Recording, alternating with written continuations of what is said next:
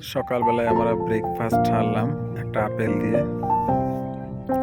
আর কিছু শুকনো খাবার ছিল সেগুলো আমরা খেলাম। আর কিছুক্ষণ পরে আমরা গুয়াহাটিতে নেমে পড়ব। অঞ্জন আপেল খাচ্ছে।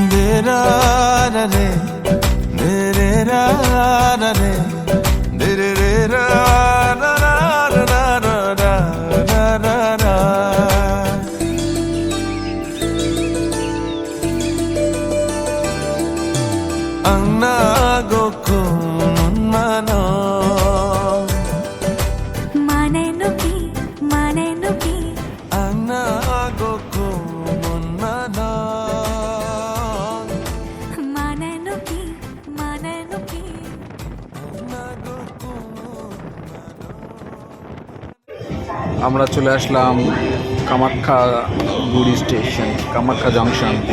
এখানেই মা কামাখ্যার মন্দির আছে। এর আগে আমরা গেছিলাম না অঞ্জন? প্রথম গেছিলাম না কামাখ্যায় মন্দিরে পুজো দিতে। কি পর্বতের উপরে আছে এখন? নীলাচল পর্বতের উপরে। এই হচ্ছে সেই মা কামাখ্যার মন্দির যাওয়ার সেই স্টেশনটা।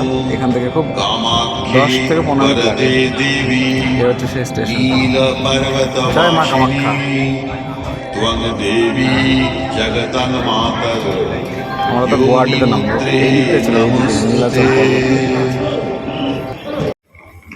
এটা হচ্ছে কামাখ্যা জংশন।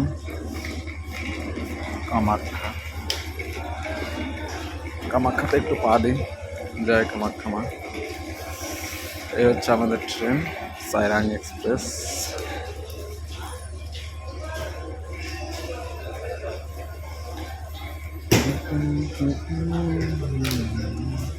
চারিদিকে কুয়াশা কুয়াশা, ওই জন্য আরো ঘোলা লাগছে। আমার নাম হচ্ছে গুয়াহাটি। এটা উল্টো সাইড, আর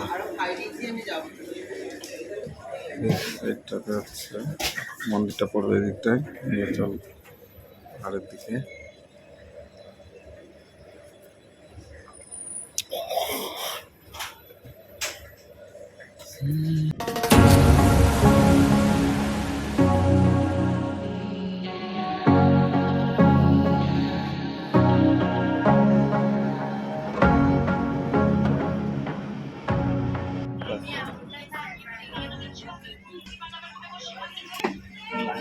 নাহলে এখানে গুয়াহাটিতে দেখিনি পর গুয়াহাটিতে দেখিনি বললো যদি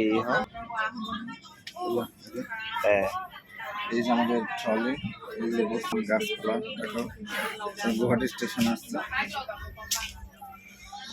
বহুত টেনশন।